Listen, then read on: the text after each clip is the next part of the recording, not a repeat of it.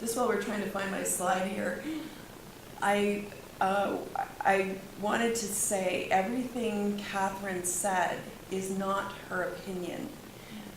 She did a huge study, and so she's representing what she was told by parents, teachers, children. But as well, it was incredible listening to her because my slides, everything she said, I have researched at the bottom. She's presenting research as well, right? And I think as we move forward, we need to be research evidenced. We need to not use opinions. I'm not saying you can't have opinions. We all have opinions on this subject, but we really need to look for the research. And I have the largest collated research fact sheet that I know of because that's what I do.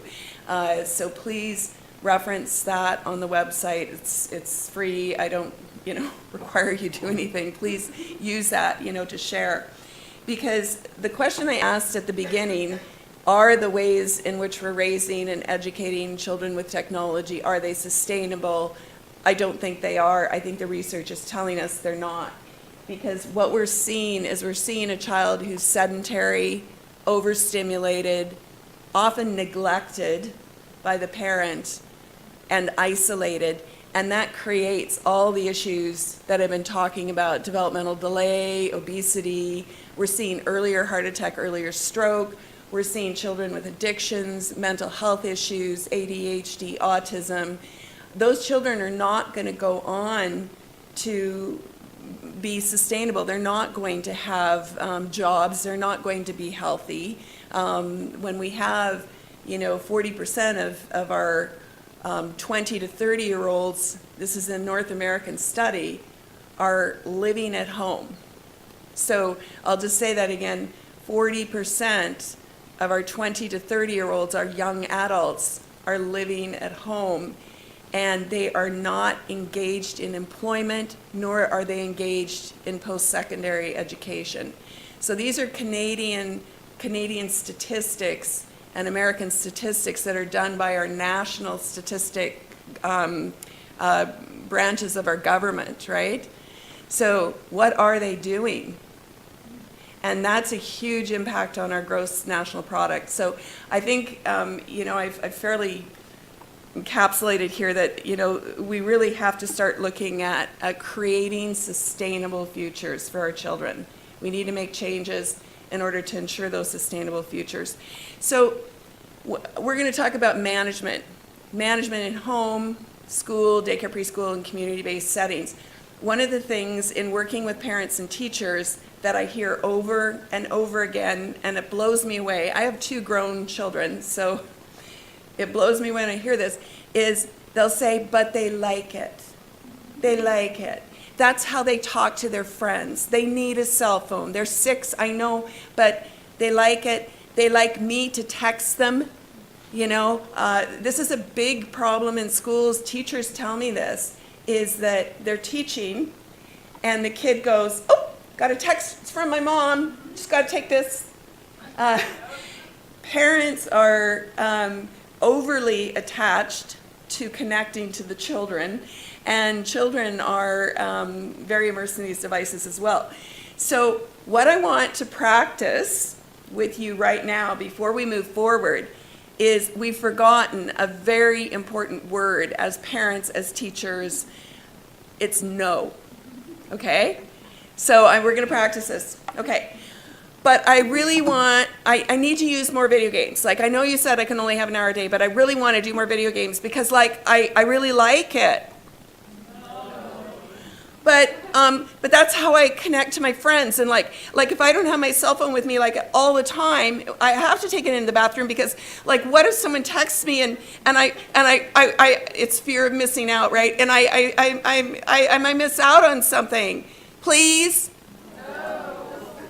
One more time, really loud. No. Okay. You do not have to explain yourself. You can follow with no, it's not good for you. No, it harms your brain, it harms your body. No, But we've forgotten that simple word, and that's what we need to move forward. So we really want to envision the future for our children. So whether you're a teacher, a parent, or a government person, what do we want for our kids? You know, we want them to be sustainable. We want to build this foundation for our children, right, and have them be sustainable. I think we've forgotten that. We have to develop ideas on how are we going to achieve those goals. Where are we going to go with that? We have to understand what are the limitations and the problems from getting toward those goals. And technology is not taking us there, I can tell you right now. This book by Nicholas Carr called The Glass Cage talks about what we've done is we've said technology will do everything, and then you as the parent and the teacher can pick up the rest. And what we should be saying is, what does the parent and the teacher do really well, right? And what does a child need, and take care of all of that, and then look to technology. Because with technology, there is great promise. And this is the thing, it's really cool, it's amazing what we can do with technology. I'm fascinated by how fast, you know, it's growing and invading our lives. But there are also great perils. So we need to understand when we're looking at the promise, yes, technology has the potential to educate our children, but at what risk, you know, are we putting that child forward with? So we want to create policies. So whether it's at home or at school or daycare, preschool, government, we really have to start creating some policies. So one of the things that's important when we're looking at our kids is this gives us an idea of the enormity of the problem, is these are what I call the red flags. And I've gone through these already. I'm not going to go through them again. But these are research-proven correlations or even causal relationships with tech overuse. So when we are thinking of a child, we want to kind of think of these red flags. So if a child has all of those, we got to be really concerned. But if your child has one or two, then yes, you want to manage tech still, but the urgency isn't as imperative, right? So we need to start asking this question. And if you're a parent, ask this question of your school, what is it this tech is actually doing for my child? Does it have any evidence? Show me the research. I want you to show me the research that giving my grade 1 child an iPad is going to improve their ability to learn. It's going to improve the outcomes. We also really need to be focused on outcomes. We've forgotten about them. Let's get some baseline measures, and then we will start tracking the outcomes. We should see if this tech is really helping our children. We should see improvement in development, in behavior, in ability to learn, ability to pay attention. We should see better grades. We should see good attendance. We should see all these things that are important, right? Because when we start balancing this promise and peril, the risk versus the benefits, we have to be really, really clear that when we choose to use the device, the benefits outweigh the risks, right? So what do we want? Well, we want a nice, solid piece of research that's not industry driven. And what I mean by that is when I look at research, because I talk a lot for school districts in particular, and people go, no, there's some research showing, that this grade 3 reading program is really beneficial, and I'll say, please send it to me. I'd love to look at it. Most of the time, I never get it. If I do get it, it's industry-driven, meaning that there's enormous conflict of interest. The research that's done on ed tech is not university-founded research. It's not done at a university level. It's done by the industry that made the program, right? So this becomes really problematic. In LA, I don't know if you heard about this schmozzle. In 2015, the LA School District invested $1.6 billion and purchased around 500,000 tablets. So they rolled it out. You know, this was not one iPad per child, but they really slogged in there a lot of tech. And what happened was within 2 weeks, they pulled it all back. And now the LA School District is suing Apple Pearson, which is the company that put the curriculum onto the pad, because it didn't work. And it didn't work for their kids. And the kids were going online and doing porn and video games and Facebooking and everything else, right? It was supposed to have a blocker application to it, and it didn't. So anyway, they're not even using these devices, or I read recently that they are using it, but just to access the internet. Like, it's no different than any other tablet. So we really have to kind of be thinking about these things. So when we're starting thinking balance, again, and management, we want to make sure kids get what they need to grow and succeed. So lots of that, the movement, touch, connection, nature, builds the foundation. You heard Catherine talking about building the foundation, and it happens lots earlier. You know, I mean, the foundation is laid down by the age of 2 or 3. And then what happens is 0 to 2 to 3 to 6, and then it starts to plateau at 12, you know, up to 25. So we really want to be careful in those early years. So increase those healthy activities first, right? And then that decreases the duration of tech use.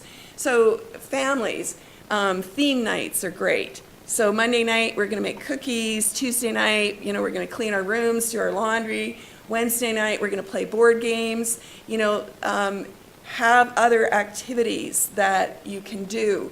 Very important to carve out time with no tech. So I suggest an hour around dinner. Dinner prep, dinner eat, dinner cleanup is all no tech. So the tech goes in a box somewhere. The tech does not sit on the table and be calling to people. So create spaces where communication can happen. Think about, when do you talk to your children?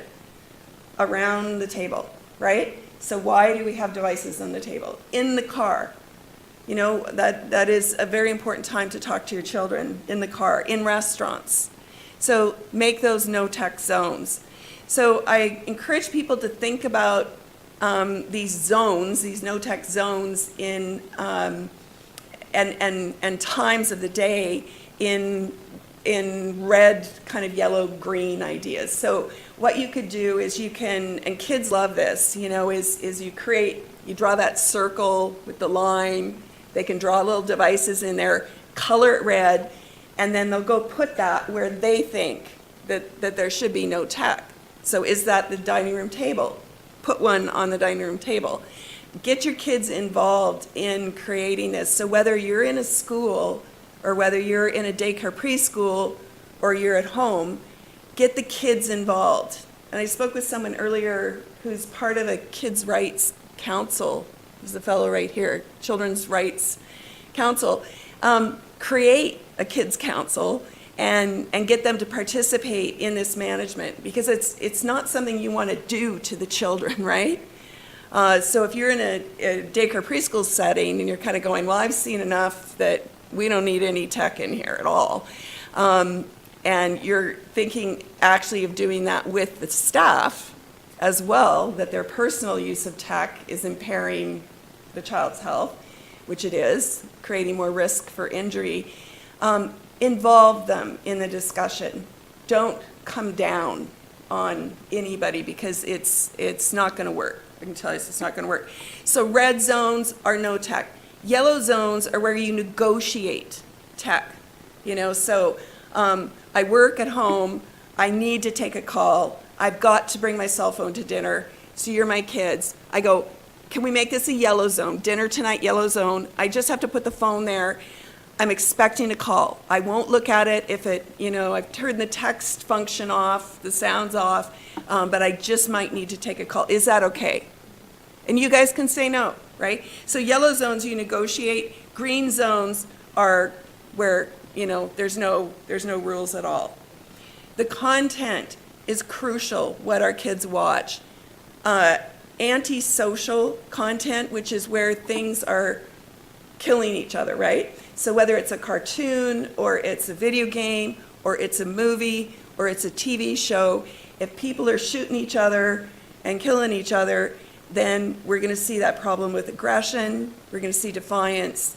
The fast-paced media, so what that means is the really, like SpongeBob's is very fast-paced. SpongeBob's is a cartoon, has one screen change every second. And that was the study I talked about earlier where we saw one standard deviation decrease in the executive function, in the workings of the frontal brain, right? So fast, the brain can't go that fast. And Catherine was talking about multitasking. The brain can't multitask. It can only partial task, meaning it can only really pay attention to one thing at a time. So when we've got the fast-paced media, what we're seeing is the attention deficit issues, right? Hyperactivity issues.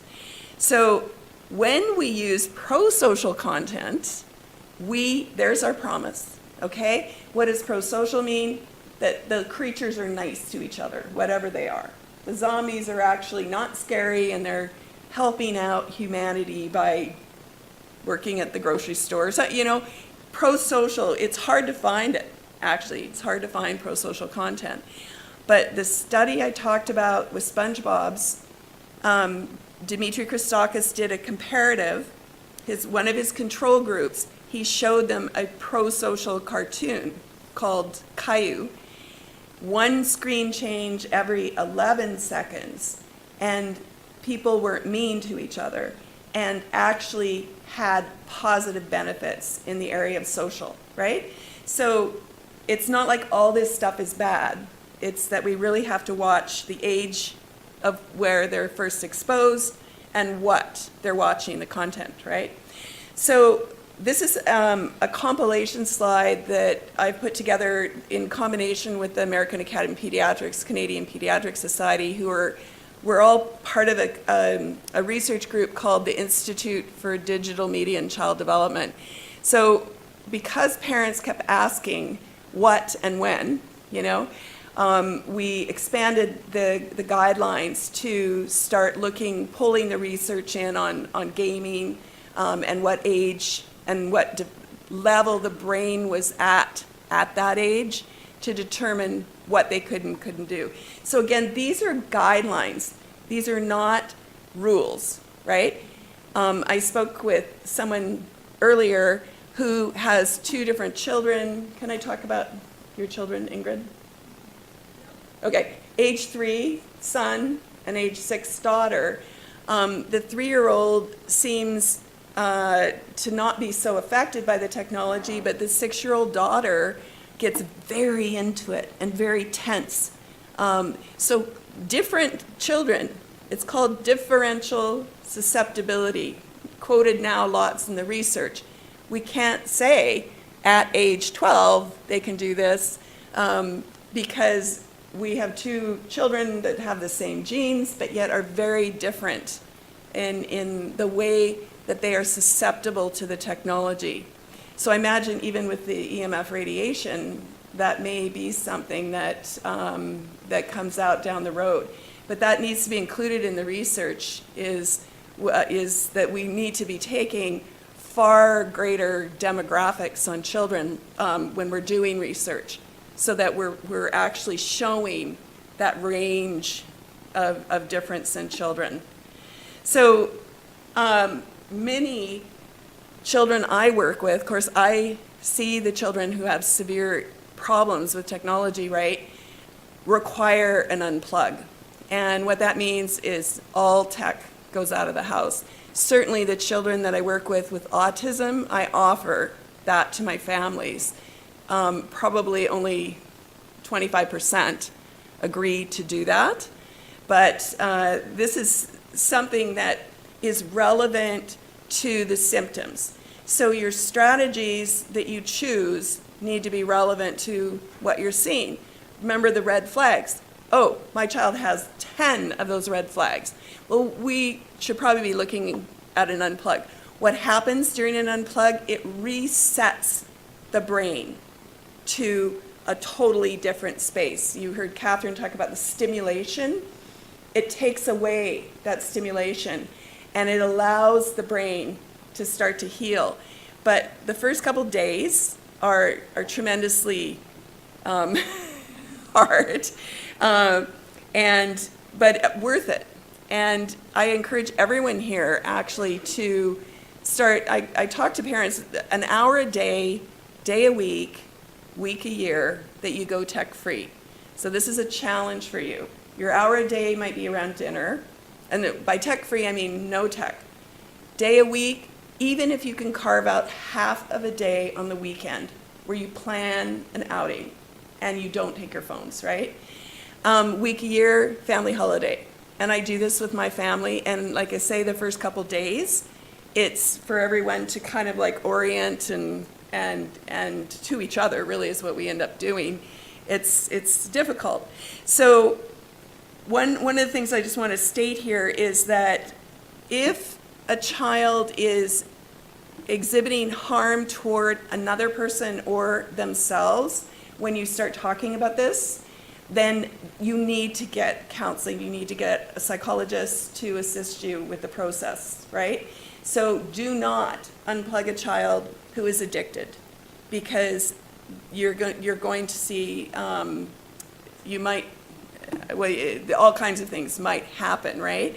But that's when you know that you need help. So if you have a child who has an addiction, you definitely need to get some help. Ensure that your children are safe. This is really interesting. I do a lot of, they're called tech talks in schools, where I spend a whole day and I'm in a room and they just keep bringing the grades in and we all talk. I get down on the floor. We all sit on the carpet, if I can set that up, because it works out the best. This does not work with kids. You know, you've got to get on the floor. Anyway, it's insane. Kids reporting in grade 1, grade 2, that they're chatting with someone they don't know online, right? And they perceive that this person is their friend. That's the really scary thing, is online friends are no different than having you guys over for, to play, for a play date, right? They don't see that as different. The ignorance of children around online safety is profound, and we really have to ensure that our kids are safe. Really, this is back to the handheld devices, the iPad and the phone. They're impossible to manage if they're online. Impossible. You can't be sitting behind your child all the time, right? So it's astounding what kids are getting into. When handhelds came out and I saw that activity seat, the iPad mount on the baby seat, I was crushed. And so I thought, I've got to, do something. So I wrote this article that got picked up by Huffington Post, banning handhelds for kids under 12. It wasn't necessarily intended as a ban at that point. I wrote it in 2013, but it has millions of likes now on it. I get contacted almost daily still for reprints, for republication. And it's being held up almost like a guideline.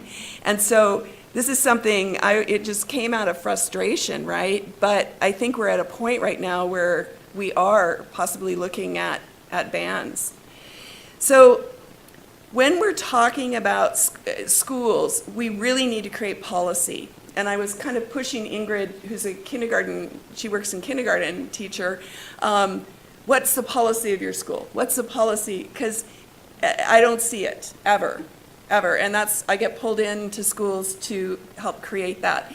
So when we're creating policy, it's interesting to kind of think through the who, what, when, where, why, and how of our children whoever they are, daycare, preschool, school, to start helping to figure out what are some of the issues. Look at what the problems you're seeing, what solutions might help those problems. And this is something that, that we want to bring our goals in, bring our vision in when we're creating these policies. We want to create, schools, we want to create kids who are smart, So this is just an example of some policies I'd recommend for daycare, preschool, and my next slide is for school. So there is no reason to have any tech in daycare, preschool. Their brain is developing. It's a pristine time. We want to expose them to healthy, enriched activities.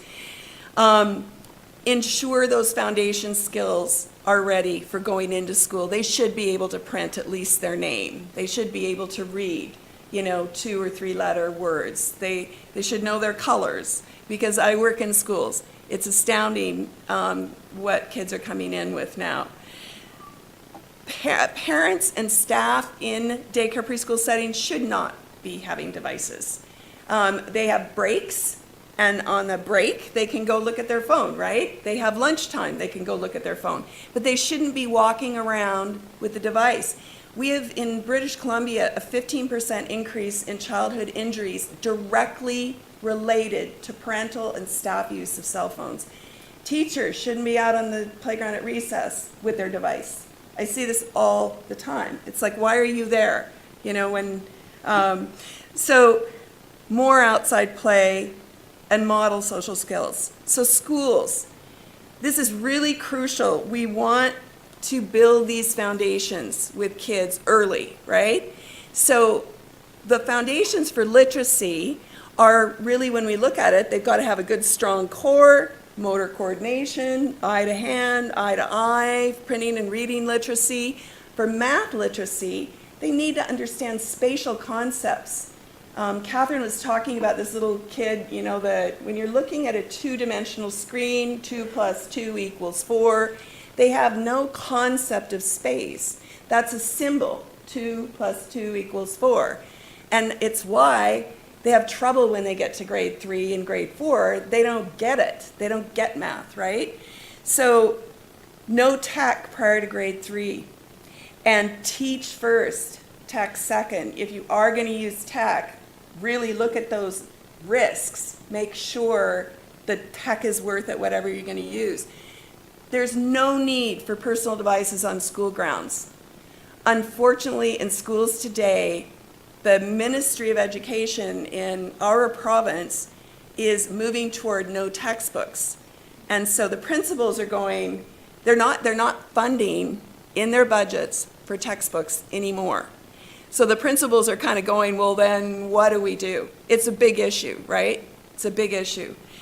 But they're doing porn and video games. They're making porn videos. I could go on and on and on with examples of what children are doing with unsupervised cell phone use in schools today. It's ensure that we're using evidence-based, ed tech if we are going to use it. Avoid tech with the kids with red flags. I won't go and read all of this, but this is something that is very important, that we have to start thinking policy. Parents and students who do not want to live on a device should be able to opt out. So there needs to be provision in the policy for opt-outs. What does that mean? Well, you can't put all the curriculum on the device. They call these things a $100 curriculum in a box. For $100, give one to everybody, and boom, there you go. Now they can learn on their own, right? Can't they? A big question is, that we've never answered, can the device teach to the child? Like, in the absence of a flesh and blood teacher like me, who's really connecting with you guys with eye contact, can you learn if I just give you a device? It was probably harder for you to learn from Catherine because she's on a screen, right? So can children learn? So we're on a train. I call it the tech train. It's going super fast. Our kids are falling off. We haven't noticed yet that they are falling off. we need to just bring the train back to the station. That doesn't mean stop using tech. It's bring it back, look at the research, make better informed decisions in all of our areas. Because we are just looking at the tip of the iceberg. You know, the medical systems, the social systems, the education systems when I do these talks, they're like, wow, I had no idea. I mean, and you're not getting this information. You need this information to make good decisions, right? So we need to proceed with caution. So this is just a slide that kind of is a compilation of everything that I've mentioned, but it just shows how we are shattering the developmental base of our children. I'm